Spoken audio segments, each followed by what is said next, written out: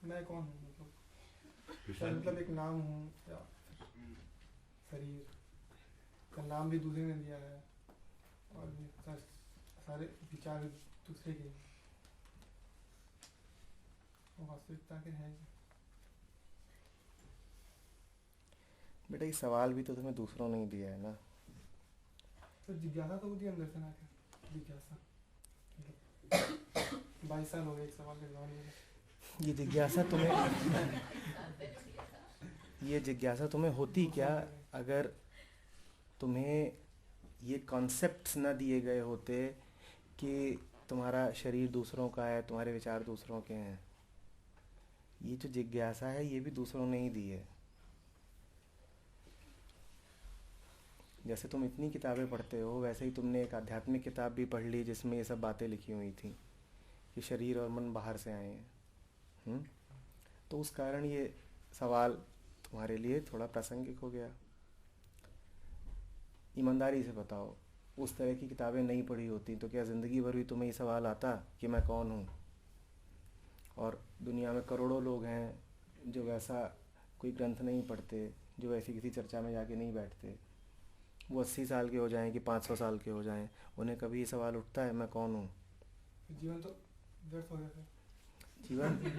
जीवन व्यर्थ हो गया। खुद को समझ नहीं पाया तो। ना ना ना बेटा, जीवन व्यर्थ हो गया ये बात भी तुम्हें किसने बताई है? क्या ये तुम्हारा कोई अपना बोध है?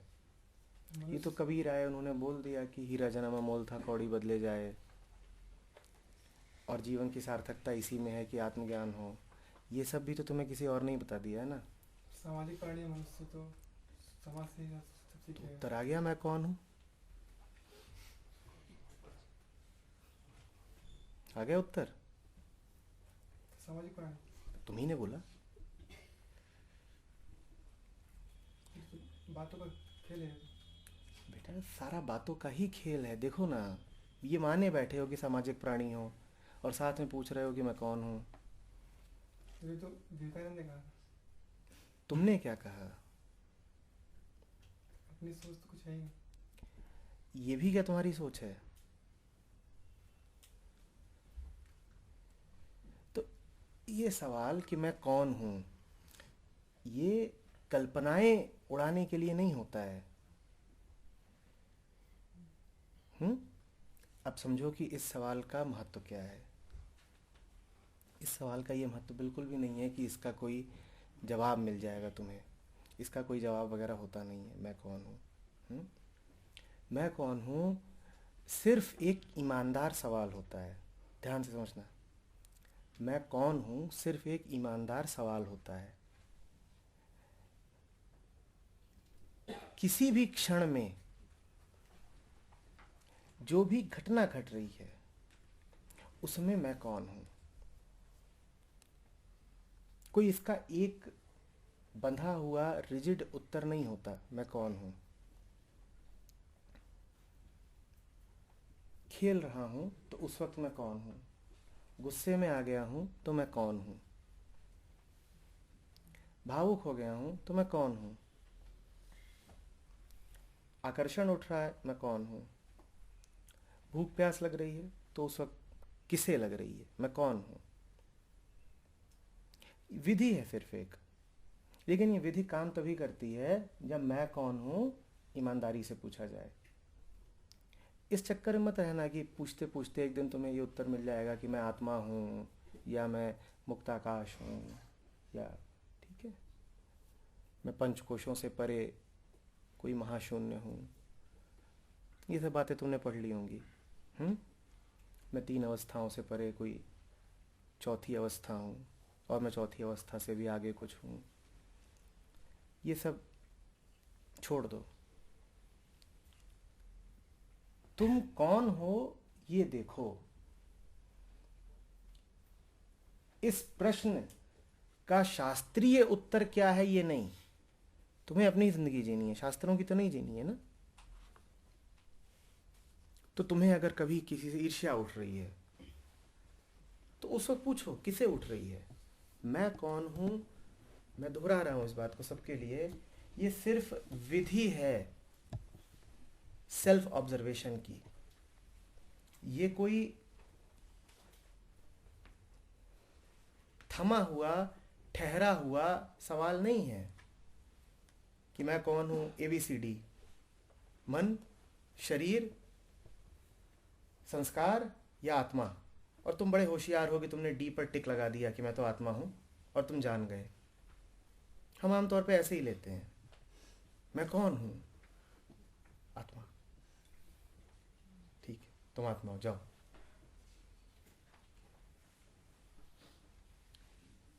मैं कौन हूं क्या है? मैं कौन हूं कोई सवाल है ही नहीं, विधि है। विधि किस चीज की विधि है? बोलिए जल्दी। अपने आप को देखने की विधि है। तो अभी तुम कौन हो? जैसा तुमने कहा, जिज्ञासु। ठीक। और गहरे जाना चाहते हो? जिज्ञासा किसको आई? और गहरे जाओ। और कोई अपने साथ जबरदस्ती करने की जरूरत नहीं है। मन जहां तक साथ देता है वहां तक जाओ, उसके आगे मत जाओ। यही बहुत शुभ बात है कि तुम ईमानदारी से इस बात को पूछो। कोई खास उत्तर आए वो बड़ी बात नहीं है। तो सार्थकता उचित समय पर इस सवाल के आ जाने की है। सार्थकता किसी खास उत्तर को याद करने की बिल्कुल भी नहीं है। ठीक उस मौके पर जब डर लग रहा हो, पूछो डर किसे लग रहा है? बस। अब इस कोहम प्रश्न से तुम्हें कुछ मिला। ठीक उस मौके पर जब बिल्कुल तनाव है, पूछो। ठीक उस मौके पर जब कोई ओपिनियन, कोई पूर्वाग्रह मन को पकड़ ले रहा है कि ऐसा कर नहीं है, पूछो। जब कोई संकल्प बन रहा है कि अभी जाकर के करके आता हूं, पूछो किसको बन रहा है, कहां से आ रहा है, किसको आ रहा है। मैं कुछ और होता तो मुझे आता क्या? मेरा अतीत अलग होता तो मुझे आता क्या? या ये परिस्थिति नहीं होती तो ये विचार आता क्या? तो ये विचार मुझको आ रहा है या इस परिस्थिति को आ रहा है? पूछो। ये भी जो मैं बोल रहा हूं ये मैंने बहुत विस्तार में करके बोल दिया। मैं कौन हूं जो प्रश्न होता है ना, सूक्ष्म होता है, उसमें इतना ज़्यादा सोचना वोचना नहीं पड़ता। वो तो एक रोशनी की तरह आता है, बस जल्दी से आता है, जैसे बिजली कड़की हो।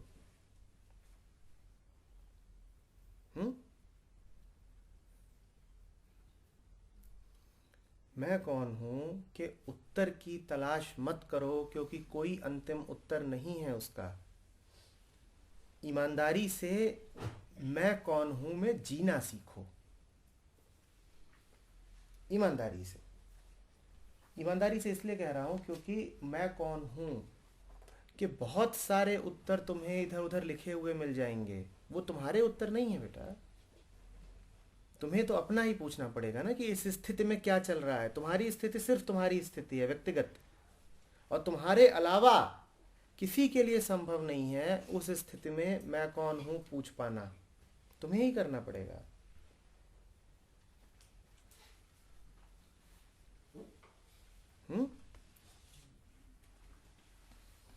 सर, जब हम बुल्ले शाह या रूमी की पोएम्स पढ़ते हैं तो मैं कौन हूँ जानने का मूड ही नहीं करता कि भाई जो भी है ठीक है, क्योंकि उस टाइम पे जो इम्पोर्टेंट है, क्योंकि दिमाग लगा लगा के जहाँ मैं पहुँचा हूँ उसमें तो कोई फायदा दिख नहीं रहा है, तो नहीं पूछने से भी चलेगा। बिल्कुल चलेगा। असल में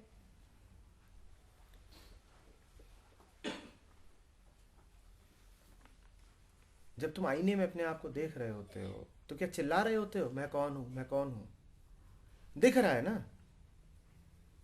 तो पूछना क्या है? नहीं समझ में आ रही बात? जब दिख रहा है तो पूछना क्या है?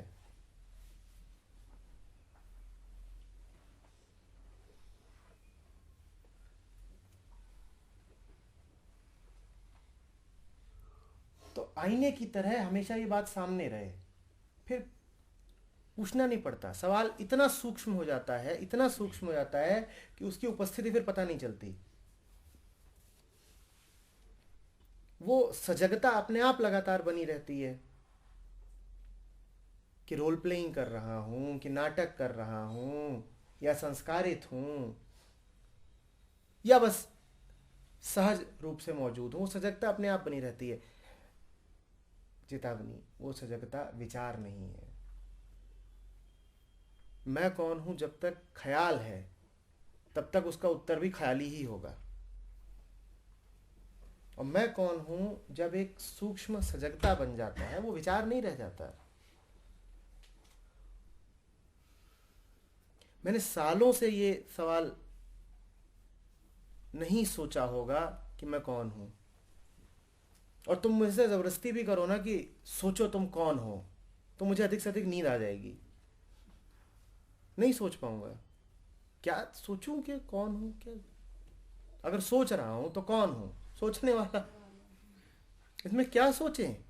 ये कोई सोचने की बात है? ये तो जागने की बात है।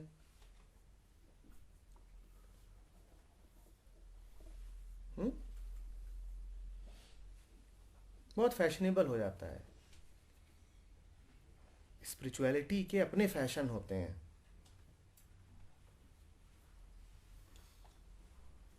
तो ये सब उस फैशन का हिस्सा है। मैं कौन हूं, हरिओम तत्सत। कोई गंजा हो जाता है, कोई बाल लंबे कर लेता है। ये सब स्पिरिचुअल फैड्स होते हैं।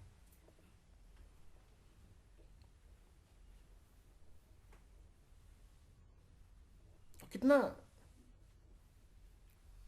क्लासिकल लगता है ना, मैं कौन हूं।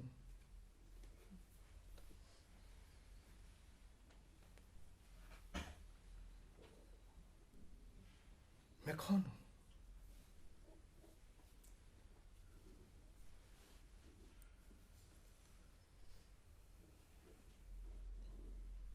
तुम चाहे कपड़ों के फैशन में पढ़ो और चाहे स्पिरिचुअल फैशन में पढ़ो, फैशन तो फैशन है, उसमें कोई सच्चाई थोड़ी ही है। और ये सब स्पिरिचुअल फैशन होते हैं। कोई ओम का टैटू बना के घूम रहा है,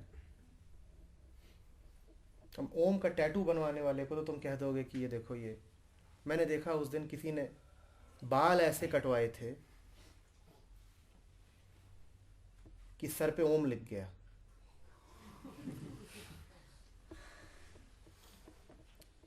अब ये कोहम जैसी ही बात है।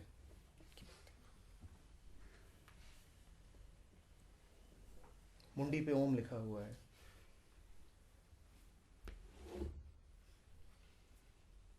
लड़कियां घूम रही हैं, उन्होंने नेवल रिंग डाल रखी है, उसमें स्वास्तिक बना हुआ है। चल रहा है आजकल,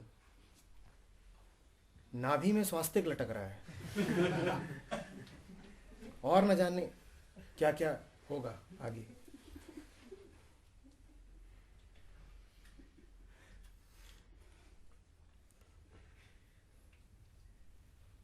बाकी वो टी शर्ट प्रिंट करता है, उससे पूछो, वो भी कुछ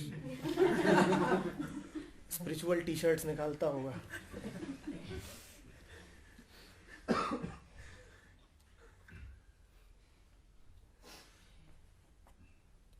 सीधे रहो, सरल रहो, यही आध्यात्मिकता है, यही परमात्मा है। परमात्मा जटिल नहीं है कि टेढ़े मेढ़े सवालों से होके उसकी ओर जाना है, जटिल सूत्रों से पहुंचोगे, कुछ हिब्रू में लिखा हो कि कुछ संस्कृत में लिखा हो तो समझ में आएगा, कोई खतरनाक सी चीज है, अरे रे रे रे रे रे। परम ज्ञानियों को मिलती है, परम ज्ञानियों को नहीं मिलती है। सीधे साधे लोगों को मिली होती है। सीधे साधे रहो, बिल्कुल मक्कार न रहो, यही आध्यात्मिकता है। पूरी आध्यात्मिकता बस इतनी ही है, क्या? मक्कार मत रहो। उसके बाद तुम्हें कबीर का एक दोहा नहीं आता, गीता का एक श्लोक नहीं आता, कोई बात नहीं, कृष्ण तुम्हारे भीतर बैठे हैं, उनके श्लोक रट के क्या करोगे?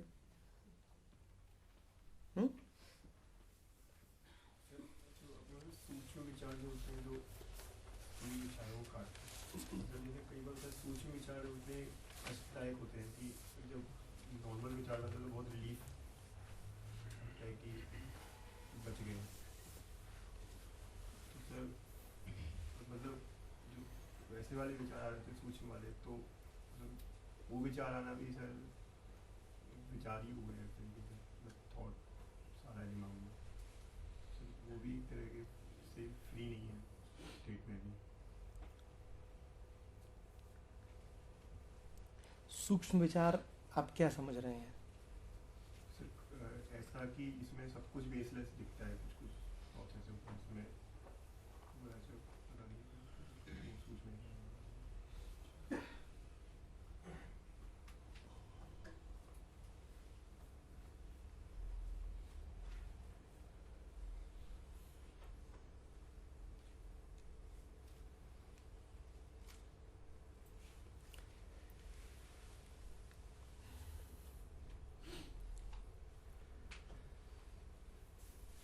सूक्ष्म विचार हमने कहा वो जो सूक्ष्म के संपर्क से निकलता हो, यही परिभाषा दी थी। हाँ, यही दी थी। और हमने क्या कहा था, सूक्ष्म क्या है?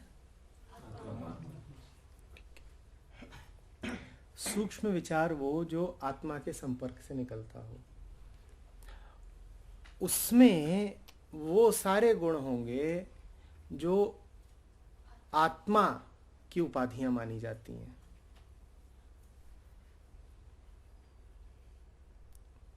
बात समझ रहे हो? क्या होती हैं आत्मा की उपाधियां? आत्मा नित्य है, आत्मा नित्य है, वो सबका आना जाना देखती है, लेकिन स्वयं न आती है न जाती है।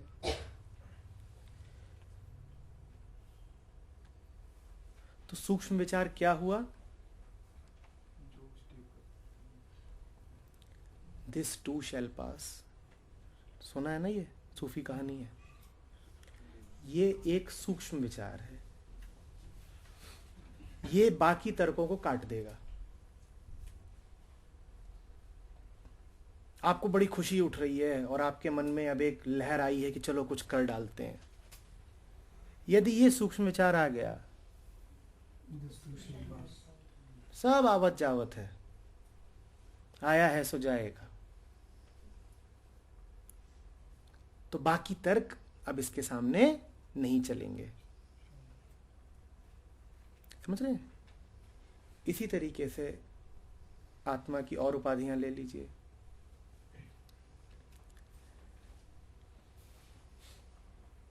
आत्मा निर्विशेष है। आत्मा क्या है? निर्विशेष। उसका कोई खास रूप रंग आकार नहीं होता। ठीक? आपके जो साधारण विचार उठते हैं उनमें रूप रंग आकार सब कुछ होता है, और आपको वही विचार सबसे ज्यादा आकर्षित करते हैं और सुहाते हैं जिसमें आप खास हों, खास रूप, खास रंग, खास आकार। ऐसा ही होता है ना?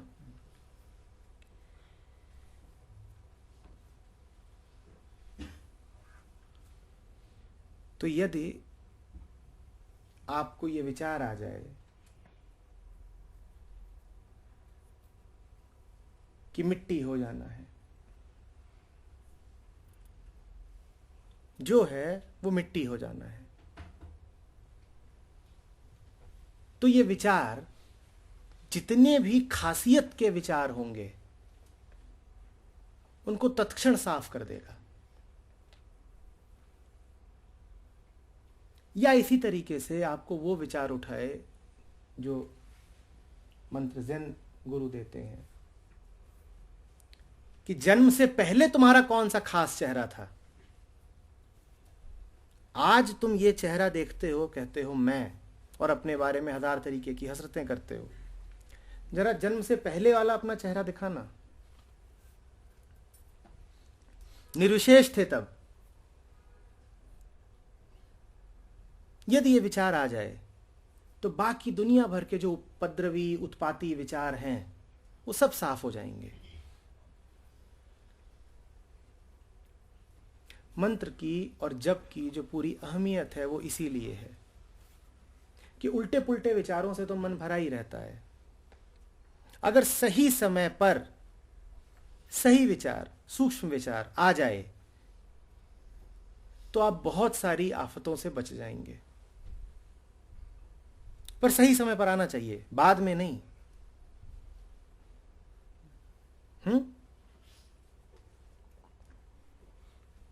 कबीर का एक एक दोहा या जीसस का एक एक वचन या कृष्ण का एक एक श्लोक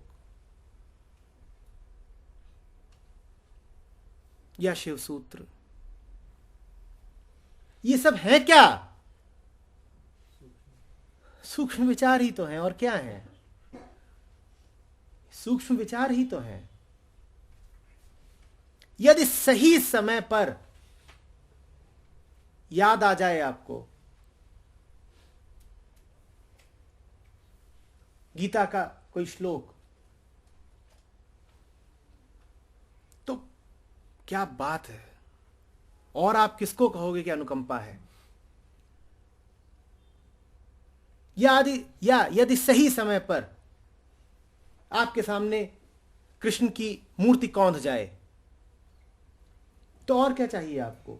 मूर्तियां बनाने का जो पूरा विज्ञान था वो यही तो था कि मन तो छवियों में ही चलता है, तो जरा कृष्ण की भी एक छवि बना दो ताकि मन के सामने वो कौंध सके सही समय पर और आप चेत सको।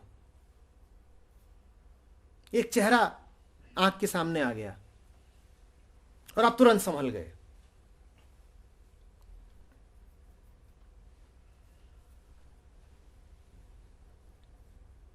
बात आ रही समझ में? कि रविवार का दिन है और अनु को आलस आ रहा है और तभी शिव सूत्र कहते हैं प्रयत्न साधक, कि साधक को तो प्रयत्न करना पड़ेगा, उठो करो। और उठी और आ गई। पर फिर सही समय पर यह सूत्र कौंध जाना चाहिए। यही सूक्ष्म विचार होते हैं। प्रयत्न साधक यही है सूक्ष्म विचार।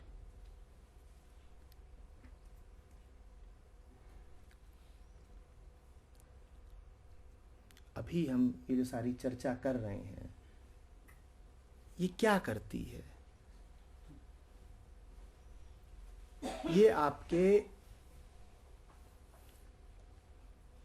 इधर उधर के सारे विचारों को शांत कर देती है।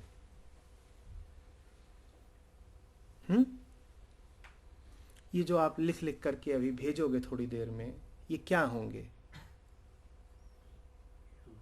ये सूक्ष्म विचार ही तो होंगे।